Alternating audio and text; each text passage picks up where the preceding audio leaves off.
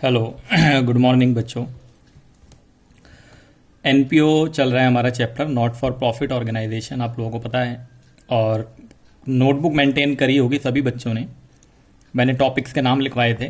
पहला टॉपिक हमने financial statement of NPO, जो हमने बेसिक कॉन्सेप्ट अभी डिस्कस करा है, खाली receipt and payment account, income and expenditure account और बैलेंस शीट। उनके कुछ ईजी क्वेश्चन विदाउट एडजस्टमेंट्स हमने डिस्कस करे थे। आज हम टॉपिक 2 डिस्कस करने जा रहे हैं। लिखेंगे बच्चे साथ साथ, जब मैं बोलूँ लिखेंगे तो आपको लिखना है, और जब मैं बोलूँ रुक जाएंगे तो फिर आपको लिखना बंद कर देना है। तो अभी आप साथ साथ लिखें टॉपिक 2। जो सेकंड टॉपिक है हमारा इसमें ये है हमारा fund based accounting. Fund based accounting, या इसको ऐसे भी कह सकते हैं treatment of specific fund. Treatment of specific fund.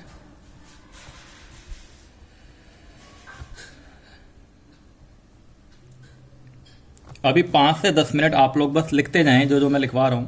इसको हम डिटेल में समझेंगे। हो सकता है कि आज की क्लास सिर्फ इसी टॉपिक में चली जाए हमारी। तो आप लोग अभी 5 से 10 मिनट अपने दिमाग में कोई भी क्वेश्चन नहीं लाएंगे। सारे क्वेश्चन आपके बाद में अपने आप सॉल्व हो जाएंगे। आप लिखना स्टार्ट करेंगे यहां से fund based accounting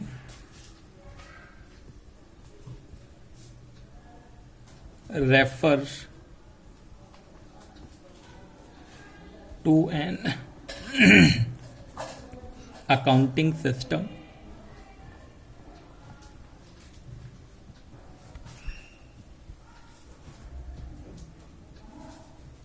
in which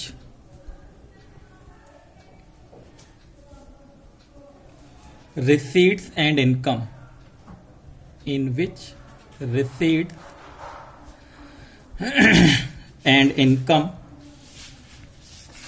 related to a particular fund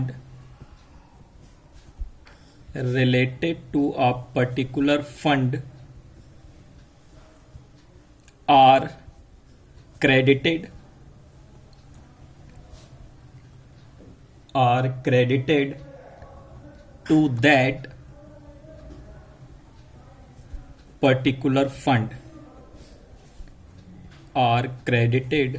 to that particular fund and expenses related to that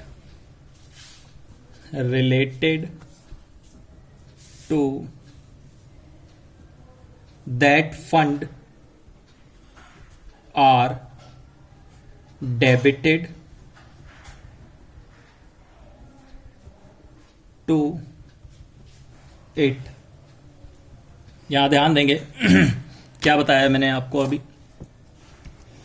कि ये कह रहा है fund based accounting refers to an accounting system in which receipts and income related to a particular fund. अगर कोई particular fund हमारे पास है, कोई भी फंड हो सकता है, वो भी हम देखेंगे कौन कौन से होते हैं। अभी आप ये समझ लो, कोई भी फंड पर्टिकुलर फंड है, उससे रिलेटेड जो भी इनकम होगी वो इनकम हमें अलग से शो करने की जरूरत नहीं है, वो उसी फंड में हम एडजस्ट करा लेंगे। मतलब कि उससे रिलेटेड इनकम और रिसीट को हम उस फंड में क्रेडिट कर देंगे और उससे रिलेटेड एक्सपेंसेस को हम उसी फंड में डेबिट कर देंगे। क्रेडिट करने का मतलब उसमें हम प्लस कर देंगे, फंड का बैलेंस क्रेडिट होता है, और एक्सपेंस को हम डेबिट कर देंगे, मतलब माइनस कर देंगे। ये आपका फंड बेस्ड अकाउंटिंग बताता है। इसका मतलब क्या निकल के आया, आप यहां लिखेंगे it means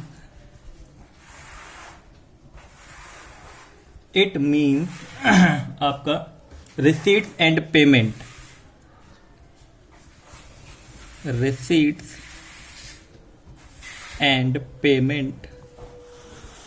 it means receipts and payment on account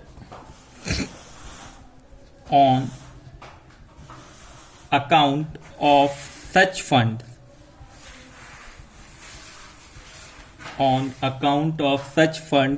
are not recorded are not recorded in the income and expenditure account. Income and expenditure account. ये कह रहा है कि इसका मतलब ये हुआ कि जो रिसीट एंड पेमेंट है उस अकाउंट, उस फंड से रिलेटेड, उसको हम इनकम एंड एक्सपेंडिचर अकाउंट में रिकॉर्ड नहीं करेंगे। लेकिन ये हमेशा नहीं होता ऐसा, अभी हम देखेंगे क्या इसका है कॉन्सेप्ट। तो अभी फिलहाल आप यहां पे समझो कि फंड बेस्ड अकाउंटिंग का मतलब है कि उस फंड से रिलेटेड जो भी इनकम होगी वो उसमें प्लस, जो भी एक्सपेंस होगा वो उसमें माइनस, तो वो उसी के अंदर हम उसको सेट ऑफ कराने की कोशिश करेंगे। ठीक है बच्चे, यहां पर हम एक नोट लिखेंगे।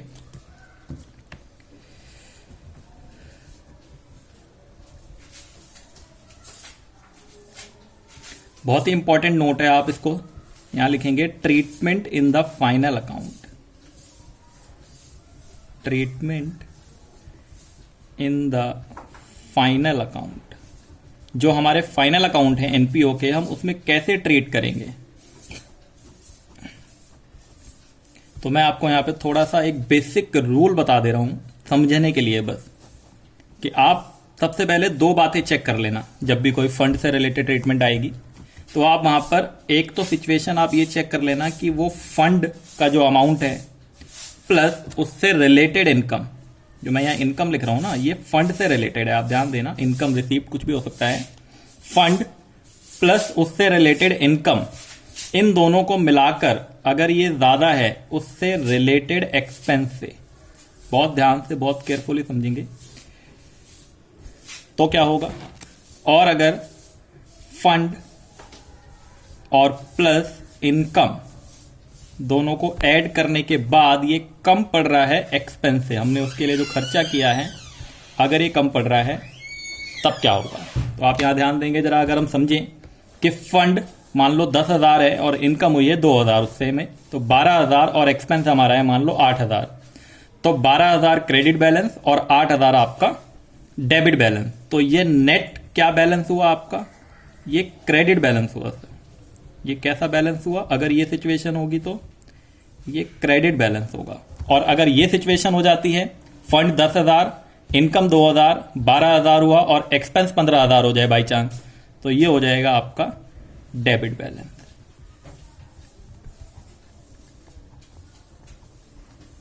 नेट की बात कर रहे हैं हम, ये नेट, जैसे 15 ये और 12 ये, तो 3,000 नेट डेबिट बैलेंस और यहां पर 4,000 नेट क्रेडिट बैलेंस, जो भी अमाउंट हम लेंगे अभी आगे। अगर ये सिचुएशन आती है सर, ये सिचुएशन रहती है अगर हमारे पास हमेशा, तो इसकी जो ट्रीटमेंट होगी, transfer credit side, sorry credit मत लिखें आप यहां पे, transfer liability side, transfer liability side of balance sheet. ये ट्रीटमेंट हमेशा बैलेंस शीट में होगी, लाइबिलिटी साइड में। अगर ये कंडीशन सेटिस्फाइड होती है तो बाय चांस अगर डेबिट बैलेंस हो जाता है, एक्सपेंस ज्यादा हो जाता है और फंड और इनकम को मिलाकर भी वो कम रह जाता है, तो आपका ये ट्रांसफर हो जाएगा, आपका ट्रांसफर एक्सपेंडिचर साइड, मतलब debit side, expenditure side of income and expenditure account. ठीक है बच्चे, ये आप लोग साथ साथ लिख रहे थे, मैंने बोला था अगर किसी ने नहीं लिखा हो तो वो एक बार इसको लिख ले, बट मैंने पहले बता दिया था कि आप लोग मेरे साथ साथ लिखते जाएं, एक बार दोबारा से देख लें। फंड बेस्ड अकाउंटिंग का मतलब है जो फंड आपको मिलेगा उससे रिलेटेड जो भी इनकम होगी वो आपको अलग से अकाउंटिंग करने की जरूरत नहीं है, आप उसी के अंदर उसको अकाउंट करेंगे और उससे रिलेटेड एक्सपेंस को भी उसी के अंदर आप अकाउंट करेंगे, मतलब माइनस करेंगे। और कैसे ट्रीटमेंट करेंगे, ये मैंने एक बेसिक फंडा, बेसिक रूल बता दिया है जो आप लोगों को बहुत हेल्प करेगा कि हमें कब कौन सी जगह उसको ट्रांसफर करना है। ठीक है बच्चे, यहां तक क्लियर है आप लोगों को। आगे देखते हैं, थोड़ा सा एक एग्जांपल लेते हैं।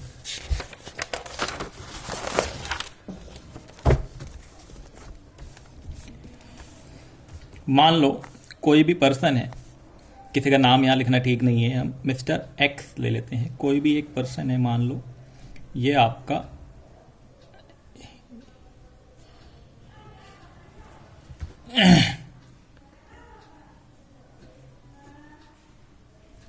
जैसा भी बनाया अब ये ठीक है। ये मिस्टर एक्स है, इसने कहा किसी ऑर्गेनाइजेशन को, कोई भी ऑर्गेनाइजेशन है, मान लो हमारा इंस्टीट्यूट अगर एनपीओ होता, यहाँ पे एक एनपीओ है, इन्होंने इनको डोनेट करे, डोनेट ₹50,000, इन्होंने इनको 50,000 रुपया दिया और कहा आप रख लो।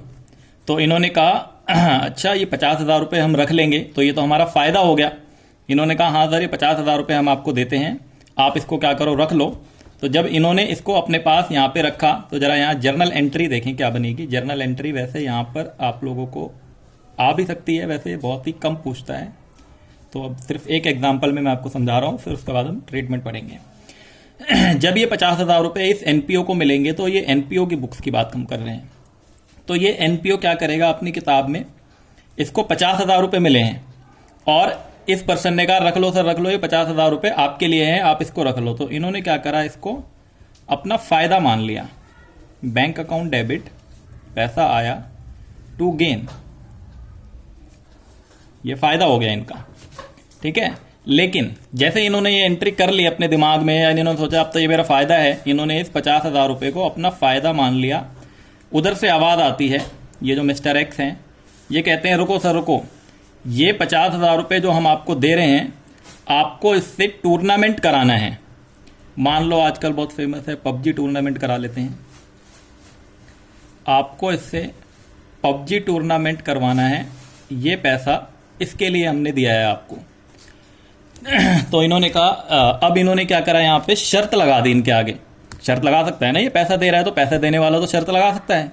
तो इन्होंने कंडीशन लगा दी कि सर ये 50,000 रुपये जो हम आपको दे रहे हैं ना, इससे आपको टूर्नामेंट करवाना है। कोई भी शर्त हो सकती है, बिल्डिंग खरीदनी है या और भी कुछ हो सकता है यहाँ पर। तो इन्होंने कहा कि आपको इससे टूर्नामेंट करवाना है, ये पैसा आप टूर्नामेंट के लिए ही इस्तेमाल करोगे, उसके अलावा आप किसी और चीज़ के लिए इस्तेमाल नहीं कर सकते।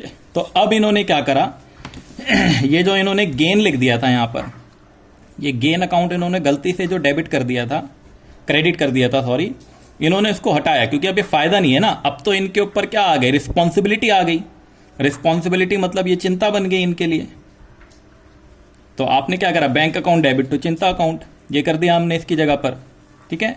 तो क्योंकि अब ये क्या है, हमारी रिस्पॉन्सिबिलिटी है, इस पैसे का हम इस्तेमाल सिर्फ टूर्नामेंट कराने के लिए ही कर सकते हैं, तो ये मेरी क्या है, चिंता है, जिसको आप लायबिलिटी कहते हैं। तो ये आपकी लायबिलिटी बन गई एक तरीके की। अब हमने क्या करा कि टूर्नामेंट करवा दिया, टूर्नामेंट कराने के लिए बोला था, टूर्नामेंट हमने करा दिया। तो जब हमने टूर्नामेंट करा दिया होगा तो आपका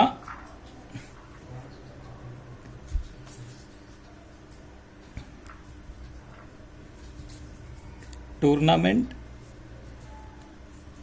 अकाउंट डेबिट, ठीक है। आप यहां पर देखेंगे इन्होंने क्या करा, and to bank account,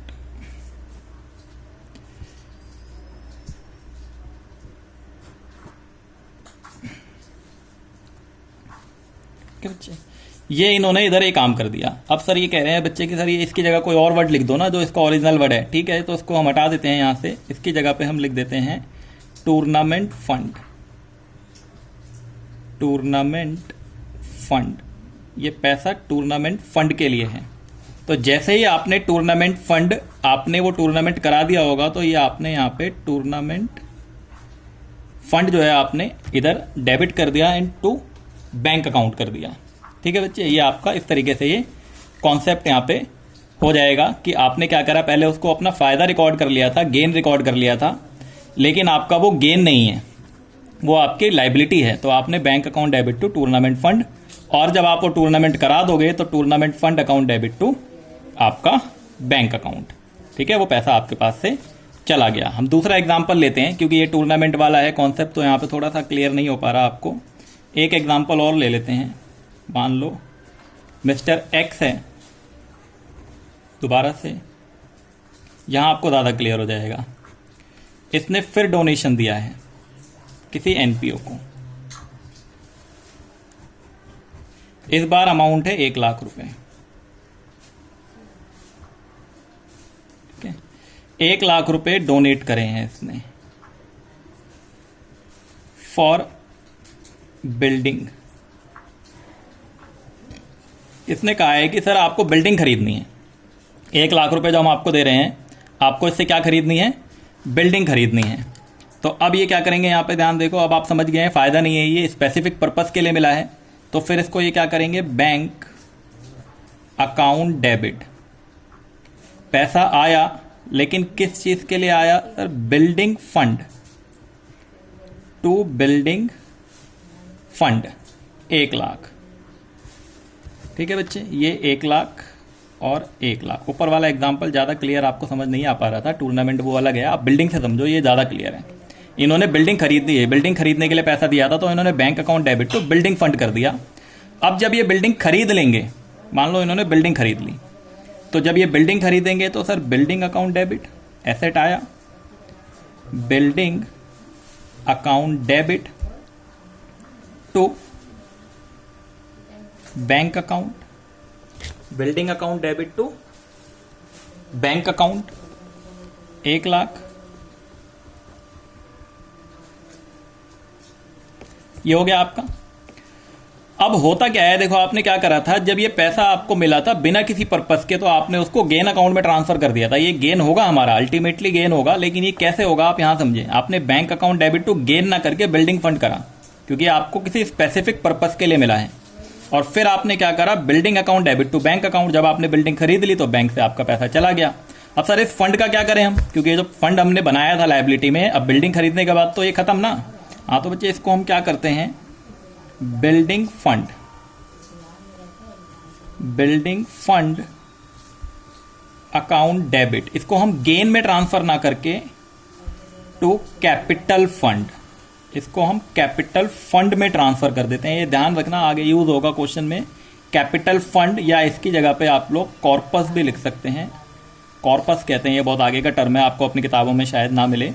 capital fund, corpus या जनरल फंड कह सकते हैं, या एक्यूमुलेटेड प्रॉफिट्स कह सकते हैं। तो हुआ क्या, इसने ये जो पैसा दिया था 1,00,000 रुपए एनपीओ को, उसने शर्त लगा दी, शर्त ये लगा दी कि 1,00,000 से आपको बिल्डिंग ही खरीदनी है। तो उन्होंने क्या करा कि bank account debit to building fund नाम से एक चिंता क्रिएट कर ली अपने लिए, कि ये अब ये हमारी चिंता है, हमें बिल्डिंग खरीदनी है। फिर उन्होंने जब बिल्डिंग खरीद ली तो building account debit to bank account. ठीक है बच्चे, तो चिंता तो खत्म हो गई। तो चिंता खत्म करने के लिए क्या करेंगे, उस चिंता को उठा के कैपिटल फंड में ट्रांसफर कर देंगे, जो कैपिटल फंड हमने आगे कैलकुलेट करना सीखा था पीछे की क्लासेस में। ये आपका कॉन्सेप्ट होता है जर्नल एंट्री का। बाई चांस अगर जर्नल एंट्री आ जाए आप लोगों के सिलेबस में, आप लोग इसको कॉपी कर लेंगे पहले। ठीक है बच्चे, ये बच्चे कह रहे हैं सर पबजी वाला एग्जाम्पल ज़्यादा अच्छा था। पबजी का टूर्नामेंट हो रहा है बच्चे, मैं बता देता हूँ जिनको नहीं पता है, आप लोग देख लो, जो बहुत ज़्यादा एक्सपर्ट हैं खेलने में। इंडिया टुडे वाले करवा रहे हैं इसका टूर्नामेंट, आप लोग जाके गूगल पे सर्च कर लो कब है ये। इंडिया टुडे वाले टूर्नामेंट करवा रहे हैं, 2.5 लाख रुपए का प्राइज़ है शायद। अप्लाई कर सकते हैं अगर किसी के पास टैलेंट है अच्छा, तो क्या बुरा है 2.5 लाख रुपए कमाना। ये फर्स्ट प्राइज़ है, सेकंड होगा, थर्ड होगा, और भी प्राइजेस होंगे, ऐसा नहीं है हारने वाले को कुछ नहीं मिलेगा। तो ये कर सकते हैं आप लोग, पहले इसको कॉपी कर लें, फिर हम आते हैं इनके एग्जाम्पल्स पे। ठीक है, ये पूरा कॉपी कर लें पहले। अब आगे आते हैं, ये नोट आप लोग याद रखना, लेकिन मैं दिखा देता हूँ एक बार आप लोगों को। ये वाला जो नोट मैंने बताया आप लोगों को, ये आप ध्यान रखना, ये कॉन्सेप्ट अब यूज होगा। जो क्वेश्चन हमारी बुक्स के हैं वो करते हैं।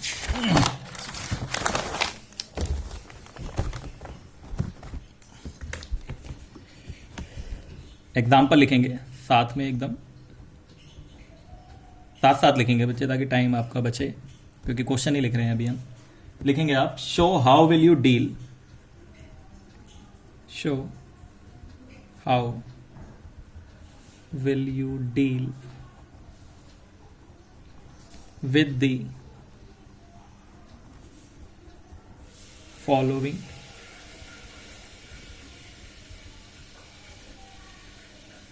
items while preparing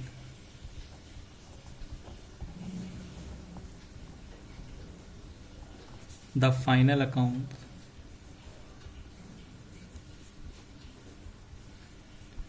of a club for the year ended, for the year ending 31st December 2019. In each of the following cases, अलग अलग केस करेंगे हम, in each of the following cases.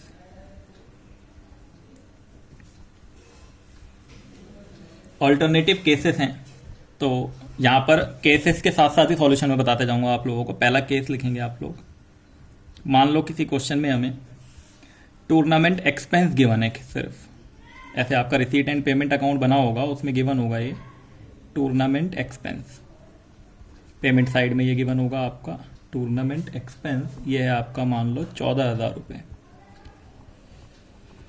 सिर्फ इतना ही दिया है, मतलब आपको इससे रिलेटेड फंड नहीं दिया हुआ। तो आप यहाँ पे ध्यान रखेंगे, जब तक आपको फंड नहीं गिवन होगा तो फिर तो जैसे करते थे वैसे ही करते चले आएंगे। आप लोगों को पता है क्या करते थे, हाँ सर, इसको हम इनकम एंड एक्सपेंडिचर अकाउंट में शो कर देते थे, तो मैं शो करके दिखा देता हूँ आपको।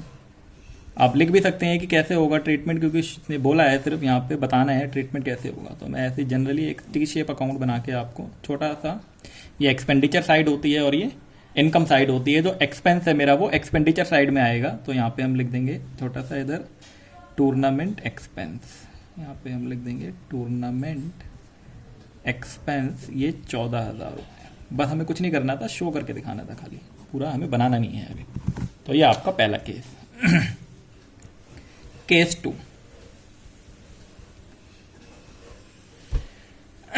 अब लिखना बंद कर देंगे आप लोग, अभी तक यहां तक लिख रहे थे, ठीक है अच्छी बात है, अब लिखना बंद कर दें, पहले एक बार कर लें उसके बाद कॉपी करेंगे। केस 2 कह रहा है आपका यहां पे सेकंड केस में टूर्नामेंट फंड,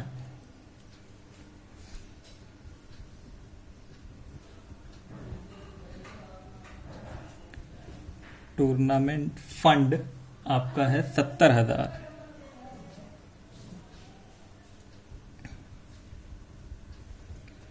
और इसी के साथ साथ आपका टूर्नामेंट एक्सपेंस भी दिया हुआ है आपको,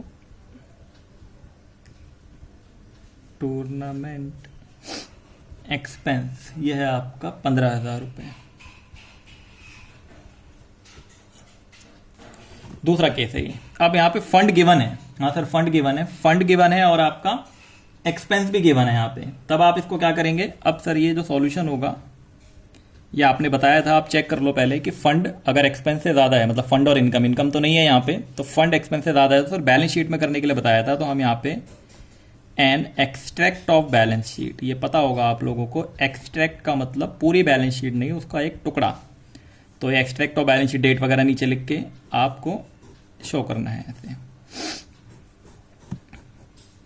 तो ये आपकी मान लो, इधर इसको थोड़ा और कर लेते हैं, ये आपका अमाउंट हो गया, ये इधर अमाउंट हो गया, ये एसेट साइड हो गई, ये अमाउंट, और ये लायबिलिटी साइड।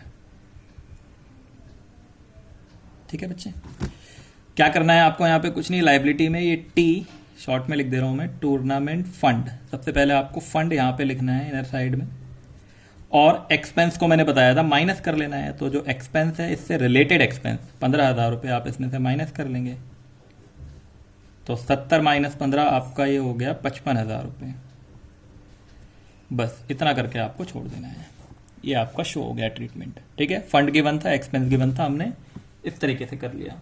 आगे देखते हैं तीसरा केस, केस 3। यहां मान लो आपको टूर्नामेंट रिसीट, कुछ टूर्नामेंट से रिसीट हुई है 15,000 की, और आपको टूर्नामेंट एक्सपेंस, टूर्नामेंट एक्सपेंस आपको गिवन है 10,000, फंड नहीं दिया हुआ।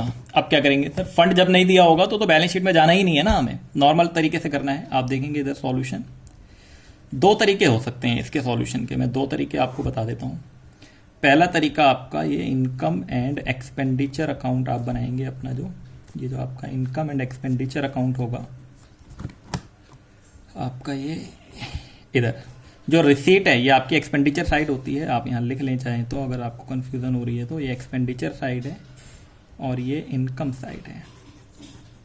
ठीक है बच्चे, तो ये जो आपका रिसीट है ये इनकम है, तो आपने क्या करा, टूर्नामेंट रिसीट को आपने इनकम साइड में लिख लिया 15,000 रुपये, ये हो गया। और आपने एक्सपेंस को यहाँ पे लिख दिया, टूर्नामेंट एक्सपेंस आपने लिख लिया यहाँ पे 10,000 रुपये। एक तरीका तो ये है। कि आप रिसीट को यहाँ लिख दो, एक्सपेंस को यहाँ पे लिख दो। दूसरा जो तरीका है ऑल्टरनेट तरीका, आप समझ ही गए होंगे जब क्या बताना सर, हाँ उसमें एडजस्ट करा के लिख दो आप। रिसीट ज़्यादा है, एक्सपेंस कम है, तो 5,000 रुपये रिसीट साइड में। तो एक तरीका ये भी हो सकता है, income and expenditure account, income and expenditure account बनाए हम, और यहाँ पर हमारा क्योंकि ये 15 है, ये 10 है, तो यहाँ पे हम नेट टूर्नामेंट रिसीट के नाम से दिखा दें, नेट टूर्नामेंट रिसीट 5,000। ये भी ठीक है, दोनों तरीके ठीक है, आप कैसे भी कर सकते हैं। तो ये अभी केस 1, केस 2, केस 3, इनको आप लोग कॉपी करें पहले, फिर आगे आते हैं केस 4 पे। चौथा केस देखेंगे।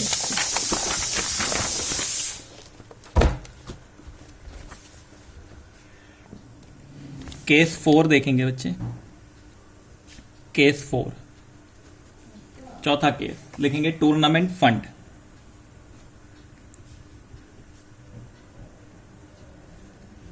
टूर्नामेंट फंड 70,000 है।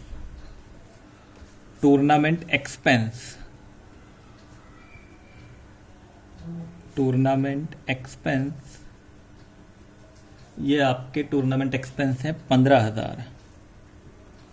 और tournament receipt, tournament receipt, tournament receipt जो है वो आपकी 11,000 है। मैंने आपको एक तरीका बताया था कि आप फंड और इनकम, रिसीट मतलब इनकम है, आप इसको पहले ऐड कर लो, तो 70 और 11 सर 81 हो गया, और ये तो 15 ही है, तो इसका मतलब ये कम है।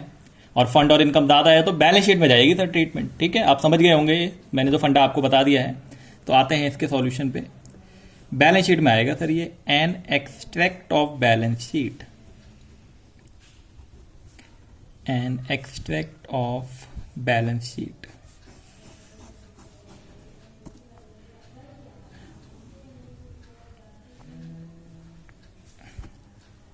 ये आपका यहाँ पर हमने लिख लिया टूर्नामेंट फंड, ये लायबिलिटी साइड है, पता है आप लोगों को ना, बार बार नहीं लिख रहा हूँ मैं, टी शेप अकाउंट का अभी हम समझ रहे हैं सिर्फ टूर्नामेंट फंड। और आगे जाके आपको ऐसे ही बनाना है, आप 12th क्लास तक है बस, वो पर्टिकुलर अमाउंट बार बार लिखो, ये टी शेप अकाउंट ही बनता है। टूर्नामेंट फंड 70,000 है। इसके बाद हमारा प्लस टूर्नामेंट रिसीट, जो भी टूर्नामेंट रिसीट होगी आपकी वो इसमें प्लस हो जाएगी, मतलब कोई भी इनकम है वो ऐड कर लेंगे, तो ये 81,000 हो गया हमारा। और फिर माइनस कर लेंगे हम टूर्नामेंट एक्सपेंस, टूर्नामेंट एक्सपेंस हम माइनस कर लेंगे आपके 15,000, तो 81,000 माइनस 15,000 66,000 हो जाएगा। ये आपका बस ये हो गया। अच्छा, इसको बाहर की तरफ लिखना था हमें, अगर अमाउंट का कॉलम बनाते तो फिर 66,000 को अंदर लिख देते हैं। ठीक है, आप लोग समझ गए, अगले एग्जांपल में देख लेंगे हम वो। ये आपका नेट अमाउंट हो गया। ये कौन सा था? केस 4। केस 5 देखेंगे आप लोग, पांचवा case tournament fund, tournament fund ये मान लो हमारा ले लिया हमने 40,000। इसके बाद हमने ले लिया टूर्नामेंट एक्सपेंस, टूर्नामेंट एक्सपेंस हमने ले लिया 60,000, कुछ भी ले लेते हैं। Tournament receipt, tournament receipt, tournament receipt हमने ले लिया यहाँ पे 15,000। ओहो, अब सर यहाँ पे देखें अगर हम तो 40,000 और 15,000 कितना हुआ सर? 55,000 हुआ। और एक्सपेंस कितना है? 60,000 हो गया सर। अब यहाँ पे थोड़ा बहुत ध्यान से समझेंगे आप लोग, अगर ये समझ आ गया आज की क्लास में तो बहुत अच्छी बात है, नहीं तो ये कभी समझ नहीं आने वाला। फिर इसको बहुत ध्यान से देख लें कि ये हमने 40,000 का फंड हमें मिला है और हमने उसके रिगार्डिंग जो रिसीव्ड करे हैं अमाउंट, इनकम जो हमें हुई है उससे वो 15,000 हुई है, लेकिन खर्चा हमारा 60,000 चला गया। तो ये दोनों मिला के 55,000 है और खर्चा है हमारा 60,000। सर डेबिट बैलेंस आ गया ये। तो जब भी कभी डेबिट बैलेंस आएगा तो आप इसको अब बैलेंस शीट में ना दिखा के इनकम एंड एक्सपेंडिचर अकाउंट में दिखाएंगे। यहाँ पे बहुत ध्यान से करना है, बच्चे बहुत गलती करेंगे आगे जाके क्वेश्चन में। इनकम एंड एक्सपेंडिचर अकाउंट में आएगा अब ये कहाँ पे जाएगा? इनकम एंड एक्सपेंडिचर अकाउंट में। और कैसे शो होगा आप ये भी देख लें इधर जरा।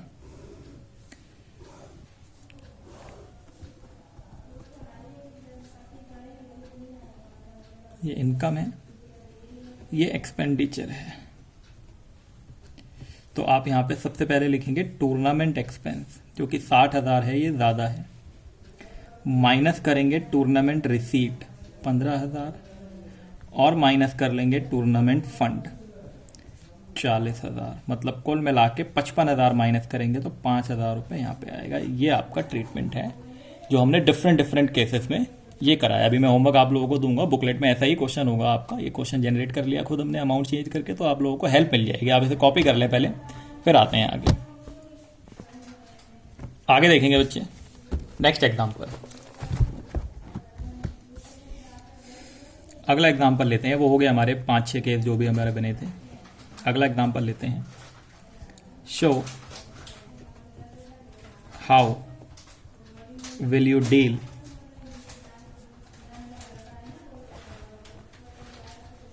while deal with the following while preparing final account, while preparing final account of NPO लिख लेते हैं हम यहाँ पे, कोई भी NPO, कोई क्लब हो गया, कुछ भी चैरिटी वगैरह। कैसे डील करेंगे इसका आप एग्जांपल लिखेंगे बच्चे। सबसे पहले यहाँ पे कुछ डिटेल दे रखी है आपको, कैपिटल फंड गिवन है हमें। ओहो, कैपिटल फंड, कैपिटल फंड यहां पर आपको दे रखा है इन्होंने, कैपिटल फंड एज एट 31 मार्च आपको इधर 2018 इन्होंने अमाउंट दे रखा है आपको 14 लाख। कैपिटल फंड का बैलेंस है, ओपनिंग बैलेंस 2018 का आपका ये 14 लाख दे रखा है आपको। कैपिटल फंड के बाद इन्होंने आपको दे रखा है इधर आपको पवेलियन फंड,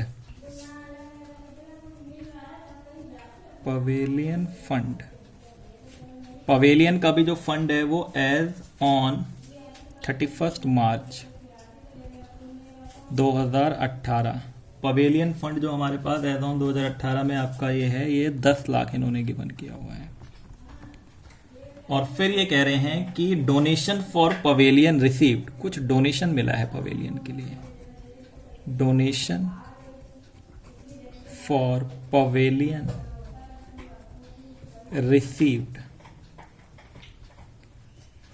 आपको डोनेशन मिला है पवेलियन के लिए, आपको यहां पे डोनेशन रिसीव्ड हुआ है मान लो 2 लाख रुपए। और साथ साथ में ये कह रहे हैं इन्होंने expenditure on construction of pavilion, expenditure on construction, construction of pavilion, ये जो खर्चा करा है इन्होंने इसके ऊपर आपका ये 4 लाख रुपए फॉर एग्जाम्पल। और एक चीज आप यहां पे और ध्यान से देखेंगे, कंस्ट्रक्शन वर्क इन प्रोग्रेस है, अभी यहां पे लिख लेंगे कंस्ट्रक्शन, एज्यूम कर लेंगे यहां पे कंस्ट्रक्शन WIP में है, मतलब कंप्लीट नहीं हुआ है अभी। ठीक है बच्चे, एक कंस्ट्रक्शन जो है वो WIP में है, मतलब पूरा कंप्लीट नहीं हुआ। पवेलियन क्या होता है, बहुत से लोग पूछ रहे हैं, मैच आप देखते हो ना, पवेलियन चले गए वापस गए पवेलियन, तो वो पवेलियन वही होता है जो आप स्टेडियम के चारों ओर बना होता है, उसको कहते हैं। तो आपका ये क्वेश्चन है, इसको कैसे डील करेंगे NPO में, आप जरा देखेंगे यहां पर। फंड कितना है सर, पवेलियन फंड 10 लाख है, डोनेशन भी मिला है 2 लाख, तो 12 लाख हो गया सर इनकम इसमें ऐड करते ही, और एक्सपेंस तो कम है। ठीक है, आगे देखते हैं सॉल्यूशन, बैलेंस शीट में ही जाना है। तो an extract of balance sheet, an extract of balance sheet, तो ये बैलेंस शीट का एक एक्सट्रैक्ट हमने बनाया है यहां पर इस तरह से। ये लाइबिलिटी साइड बना ली हमने,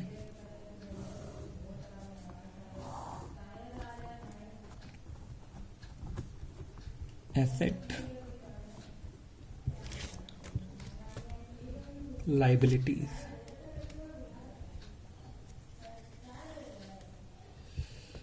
सबसे पहले आप यहां पे कैपिटल फंड लिख लें आप अपना। कैपिटल फंड का जो ओपनिंग बैलेंस है आपका कैपिटल फंड आपने यहाँ पे हेडिंग लिख लिया ऐसे, इसका कुछ ओपनिंग बैलेंस गिवन है। हाँ गिवन है सर, कैपिटल फंड का ओपनिंग बैलेंस जो है आपका ये गिवन है। कैपिटल फंड का कहाँ गया क्वेश्चन में, 14 लाख रुपए, ये यहाँ लिख लिया हमने। बहुत ध्यान से समझेंगे, मैंने पीछे भी बताया था कि जब भी कभी कोई फंड मिलेगा और वो फंड आप यूटिलाइज कर लोगे, जैसे मैंने पीछे बताया था आपको बिल्डिंग के लिए फंड मिला था 1 लाख रुपए और आपने बिल्डिंग खरीद ली थी, तो वो फंड आपने कैपिटल फंड में ट्रांसफर कर दिया था। तो यहाँ 10 लाख का फंड मिला था, लेकिन हमने 4 लाख का ही कंस्ट्रक्शन अभी स्टार्ट करा है, वो भी पूरा नहीं हुआ है, वर्क इन प्रोग्रेस में है। लेकिन कॉन्सेप्ट ये कहता है कि इसे ट्रांसफर करना पड़ेगा हमें। तो यहाँ पे आप ऐड करेंगे ट्रांसफर फ्रॉम पवेलियन फंड। ये स्पेलिंग गलत हो रही है बार बार मुझसे, आप लोग देख लेना, मुझे भी नहीं पता क्या है पवेलियन की स्पेलिंग। पवेलियन फंड से कुछ ट्रांसफर हुआ है, अमाउंट हमारा कितना हुआ है सर, ये 14 लाख था और यहां से कितना ट्रांसफर हुआ है, 4 लाख। तो ये 4 लाख रुपए जब हमने इसमें ट्रांसफर कर दिया तो ये 14 लाख और 4 लाख कितना हो गया सर, ये 18 लाख हो गया। ठीक है, अब आप यहां लिखेंगे पवेलियन फंड। पवेलियन फंड, इसका भी कुछ ओपनिंग बैलेंस है। हाँ सर, इसका भी ओपनिंग बैलेंस है। तो इसका जो ओपनिंग बैलेंस है पवेलियन फंड का, ये है 10 लाख। और कितने जीरो हो गए ये, 1 मिनट, ये 10 लाख। ये 10 लाख का ओपनिंग बैलेंस है पवेलियन फंड का। और हमें डोनेशन भी मिला है 2 लाख रुपए, ये प्लस कर लें इसमें सर, प्लस कर लो डोनेशन। जो भी इनकम होती है वो फंड में ऐड हो जाती है। तो ये 2 लाख रुपए हमने इसमें ऐड कर लिया, ये 2 लाख हमने ऐड कर लिया और हमने पवेलियन फंड से ट्रांसफर कर दिया कैपिटल फंड में, तो ये माइनस हो जाएगा। तो यहां से माइनस होगा तो transfer to capital fund, transfer to capital fund. कितना ट्रांसफर करा है, 4 लाख रुपए, यहां से माइनस कर लो आप। तो ये 4 लाख यहां से माइनस करोगे तो नेट अमाउंट अंदर लिख लो, 10 और 2 12 लाख, 12 माइनस 4 8 लाख। और एक चीज और आपको ध्यान से समझनी है कि जब आपने एक्सपेंडिचर स्टार्ट कर दिया 4 लाख का, ये 4 लाख रुपए आपने पवेलियन फंड से उठा के कैपिटल फंड में ट्रांसफर कर दिए, तो ये अमाउंट यहां से हटा, यहां आया और आपका पवेलियन का कंस्ट्रक्शन स्टार्ट हो गया है। तो एसेट्स भी तो बन गया है ना आपका। हाँ सर, एसेट्स बन गया। जैसे हमने बिल्डिंग खरीदी थी तो वो बिल्डिंग आ जाएगी आपकी। इसी तरीके से यहाँ पे ये पवेलियन इन प्रोग्रेस लिखेंगे, क्योंकि ये कंप्लीट नहीं है, मैंने लिखा था वर्क इन प्रोग्रेस। तो ये आपका 4 लाख रुपए एसेट साइड में भी जाएगा। मतलब अगर कोई फंड हमने यूटिलाइज कर लिया एसेट्स को खरीदने में या एसेट्स को बनाने में, तो वो एसेट साइड में आ जाता है। दोनों साइड टैली नहीं करनी है हमें, क्योंकि हमें सिर्फ शो करके दिखाना है, पूरी बैलेंस शीट थोड़ी बनाई है हमने। आप लोग इस बार इसको अच्छे से कॉपी कर लें और अच्छे से समझ लें। नहीं समझ आया हो तो वीडियो दोबारा बैक करके दोबारा सुने क्या बोला है, पहले इसको अच्छे से समझें, फिर आते हैं नेक्स्ट पे, नेक्स्ट एग्जाम्पल पे आते हैं बच्चे।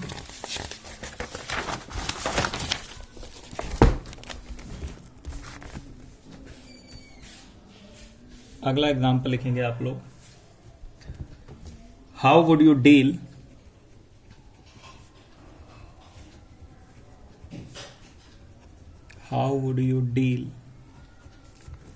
with the following items। Question साथ साथ लिखते जाएंगे मेरे, with the following items while preparing balance sheet। while preparing balance sheet, अब खुद ही बोल दिया इसने कि बैलेंस शीट बनाते टाइम आपका जो भी आपका यहाँ पे एनपीओ होगा कोई भी एक, तो आप कैसे इसको डील करेंगे, जरा यहाँ पे कुछ डिटेल दे रखी है, हम लिख लेते हैं। मैच फंड गिवन है हमें, मैच फंड है हमारा इधर 50,000 रुपए का, रुपीज में है वैल्यू। ठीक है बच्चे, 50,000 का मैच फंड गिवन है हमें। मैच फंड के बाद हमें ये कह रहे हैं कि 12% मैच फंड इन्वेस्टमेंट क्या होता है, ये अभी बताएंगे आपको बाद में, आप लिख लो पहले अभी। 12% मैच फंड इन्वेस्टमेंट ऑन 1 अप्रैल 2016। ये आपने इन्वेस्टमेंट करी है, मतलब 17 के लिए बनाना था हमें ये अकाउंट, तो ये 50,000 रुपए हमने इन्वेस्ट कर दिया था, स्टार्टिंग में ही इन्वेस्ट कर दिया था। Donation for match fund, donation for match fund कुछ और लोगों ने दान दिया है, डोनेशन करा है मैच फंड के लिए ड्यूरिंग द ईयर, बीच में साल के 12,000 रुपये। मैच एक्सपेंस, कुछ खर्चे हुए हैं हमारे। मैच एक्सपेंस, ये हमारा मैच एक्सपेंस है आपका 9,000। और आपका इंटरेस्ट रिसीव्ड, इंटरेस्ट रिसीव्ड, कुछ इंटरेस्ट रिसीव्ड हुआ है on 12% match fund investment, match fund investment, कुछ इंटरेस्ट हमें रिसीव्ड हुआ है 6,000 रुपये। ये आपका यहाँ पे ये कॉन्सेप्ट हो गया, आपका क्वेश्चन हो गया आपका ये। इसको हमें सॉल्यूशन करना है। सॉल्यूशन करने से पहले एक चीज़ आप लोग हमेशा चेक कर लेंगे, सॉल्यूशन करने से पहले एक चीज़ हमेशा चेक कर लेंगे। मैं यहाँ नोट डाल दे रहा हूँ। आखिर ये जो फंड हमें मिला था, हमने स्टार्टिंग में ही 1 अप्रैल को ही इसको इन्वेस्ट कर दिया। तो जब हमने इसे इन्वेस्ट करा है तो वो 12% के हिसाब से इंटरेस्ट हमें देगा, और हमें ईयर के एंड में अकाउंटिंग करनी है। तो पूरे 12 महीने हो गए। तो पहले हम ये चेक कर लेते हैं कि इंटरेस्ट बनता कितना था हमारा, इंटरेस्ट ड्यू। तो ये 50,000 पे 12% बनना था सर, 12 महीने के लिए, मतलब पूरा साल।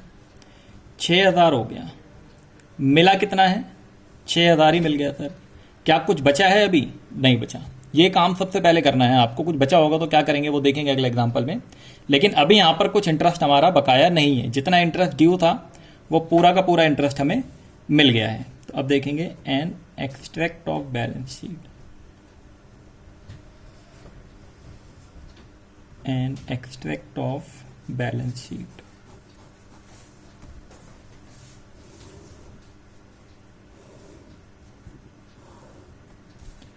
सबसे पहले आपको जो फंड मिला था मैच फंड, वो फंड आपने 50,000 रुपये यहाँ ट्रांसफ़र किया, और इसको जब इन्वेस्ट कर दिया तो ये एसेट बन गया। तो ये मैच फंड इन्वेस्टमेंट, अच्छा मैं रेट लगाना भूल गया, यहाँ पे आगे ब्रैकेट में लिख देता हूँ मैं। मैच फंड इन्वेस्टमेंट 12% के हिसाब से है ये, जो इसका रेट है लगा हुआ आगे नाम के आगे, ये 50,000 रुपये। जब आप इन्वेस्ट करोगे तो एसेट बनेगा ना। हाँ सर, तो ये फंड मिला, हमने एसेट इन्वेस्ट कर दिया, पैसा कहीं और लगा दिया मार्केट में, तो ये एसेट हो गया। अब ये कह रहे थे डोनेशन मिला था तो ये प्लस हो जाता है। ठीक है सर, इसको प्लस कर लो आप। तो डोनेशन मिला था मैच फंड के लिए 12,000 रुपये, हमने इसको प्लस कर लिया। एक्सपेंस माइनस हो जाता है। तो ये जो एक्सपेंस था हमारा, ये आपका था एक्सपेंस, मैच एक्सपेंस 9,000 रुपये, ये हमने माइनस कर लिया। और फिर आपका इंटरेस्ट, ये भी आपका प्लस हो गया। इंटरेस्ट रिसीव्ड, आपको पूरा का पूरा इंटरेस्ट मिल चुका है, कोई भी बकाया नहीं है, तो ये आपने क्या करा, प्लस कर लिया। ये वाली एंट्री माइनस है। तो नेट अमाउंट कितना आ गया सर? ये 50,000 प्लस 12,000 माइनस 9,000 प्लस 6,000। तो नेट अमाउंट आपका ये आ गया 59,000।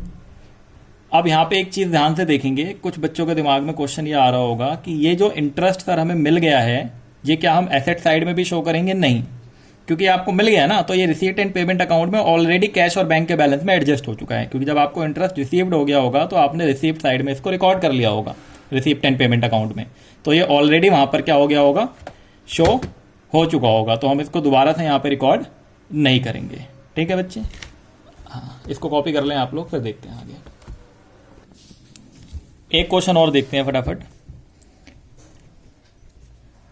एग्जाम्पल सेम एज अबव, जो पर एग्जाम्पल लिखा है ना बच्चे वो सेम रहेगा, बस एक चीज चेंज होगी, वो मैं यहां लिख दे रहा हूं। जो चेंज है आपका वो इंटरेस्ट रिसीव्ड, इंटरेस्ट रिसीव्ड हुआ है हमें, वो 6,000 था ऊपर वाले एग्जाम्पल में, ये हम यहाँ पे 4,000 कर लेते हैं। आप लोग समझ गए ना, यहाँ पे टाइम कम है इसलिए एग्जाम्पल पूरा सेम, ये वाला जो ऊपर था ये सेम क्वेश्चन, आप लोग चाहो तो दोबारा लिख लेना। बस इस 6,000 को 4,000 कर दिया हमने। अब क्या चेंजेस आएगा सॉल्यूशन में आप लोग वो देखेंगे।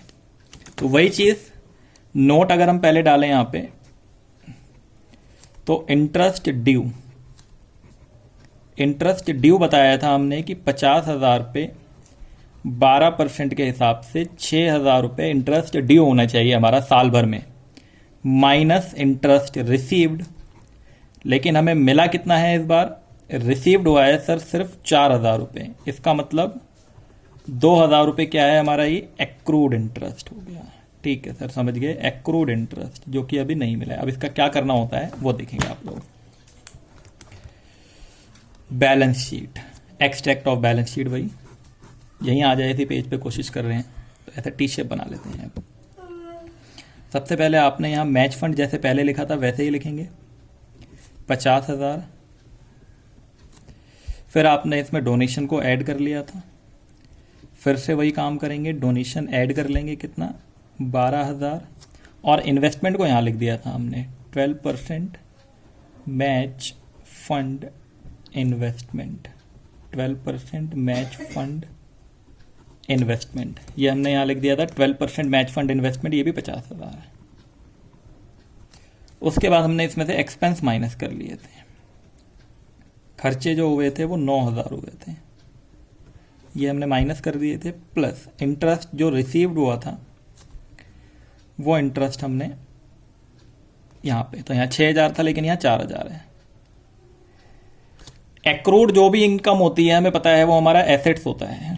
ठीक है sir, accrued interest asset side में आएगा, ये तो हम बचपन से जानते हैं सर। एक्रूड इंटरेस्ट 2,000 रुपये। एक चीज यहां पे आपको समझनी पड़ेगी, 2,000 रुपये एक्रूड इंटरेस्ट आपका यहां भी ऐड होगा, एक्रूड इंटरेस्ट 2,000। तो अब ये नेट अमाउंट जो भी होगा आपका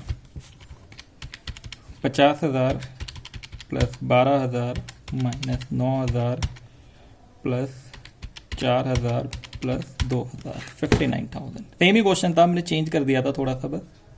ये 59,000 आपका। अब आप यहाँ पे थोड़ा सा कॉन्सेप्ट समझ ले, मैं आपको बता देता हूँ क्यों हमने ये 2,000 रुपये यहाँ पे ऐड करे हैं एक्रूड इंटरेस्ट के। क्योंकि आप कहोगे सर एसेट साइड में लिखते थे, ये तो हमने करा था प्रोप्राइटरशिप के फाइनल अकाउंट में, लेकिन यहाँ पे तो हम कभी नहीं लिखते थे, लाइबिलिटी में लिखते थे बच्चे, लेकिन वो आपको पता नहीं था कि आप कैसे लिखते थे। वहाँ पे आप क्या करते थे, प्रॉफिट एंड लॉस अकाउंट बनाते थे, याद करो।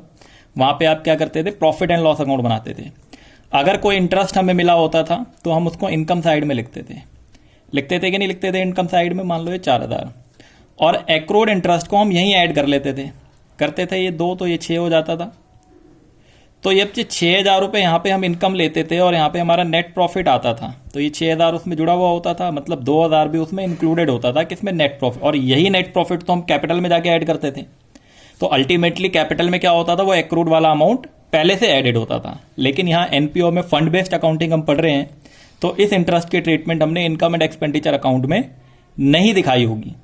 ठीक है, तो इनकम एंड एक्सपेंडिचर अकाउंट में नहीं दिखाई होगी, मतलब सरप्लस में ये पहले से एडेड नहीं है। अगर ये सरप्लस में पहले से एडेड होता तो फिर हमें दोबारा यहाँ शो करने की जरूरत नहीं थी। तो इसलिए हम एक्रूड इंटरेस्ट को यहाँ पर शो करते हैं, क्योंकि हमारा कैपिटल में ही जनरली ऐड होगा जाके। तो ये आप समझ गए होंगे, P&L अकाउंट जब हम बनाते थे 11th क्लास में, तो वहां पर हम इसको ऐड कर लेते थे और ये एडजस्ट हो जाता था नेट प्रॉफिट में। लेकिन अभी ये सरप्लस में एडजस्ट नहीं हुआ है, इसलिए एक्रूड इंटरेस्ट यहां पर भी और यहां पर भी दोनों जगह पे आएगा। ठीक है, आप लोगों को क्वेश्चंस करने हैं, मैं बता देता हूँ क्वेश्चंस कौन से करने हैं आप लोगों को। ये जो बुकलेट है हमारी, ऐसी तो नहीं मिली आप लोगों को, अभी PDF आया है आपके पास, हार्ड बुक नहीं है, बट ये ऐसी ही सेम किताब है बिल्कुल। तो ये पेज नंबर आपने 8 पे जो 4 क्वेश्चन तो कर लिए हैं, यहाँ पे आप देखेंगे, थोड़ा सा जूम कर लेते हैं, दिख रहा है अब। तो ये आपका 5वां क्वेश्चन जो है, ये आपको जो आपने 11th क्लास में डेप्रिसिएशन पढ़ा है वही फर्नीचर अकाउंट बनाना है। ये कैलकुलेशन बाद में आएंगी, इसको छोड़ें अभी, जिनको करना हो वो कर लें। 6 क्वेश्चन कर लेंगे आप लोग, ये वही सेम वैसे ही जैसे मैंने पढ़ाया आपको। 7th क्वेश्चन कर लेंगे, 8 और 9, और 10th भी ट्राई कर लेंगे अगर किसी से 10th भी हो जाए तो। मतलब आपका होमवर्क कहाँ से, 6 से लेके 10 तक, यहाँ लिख देते हैं कहाँ तक है होमवर्क आपका। क्वेश्चन 6 to 10, जिन्होंने पहले के नहीं करे हैं उनका 1 to 10 हो गया, तो ये पूरा कंप्लीट करके रखेंगे। ठीक है।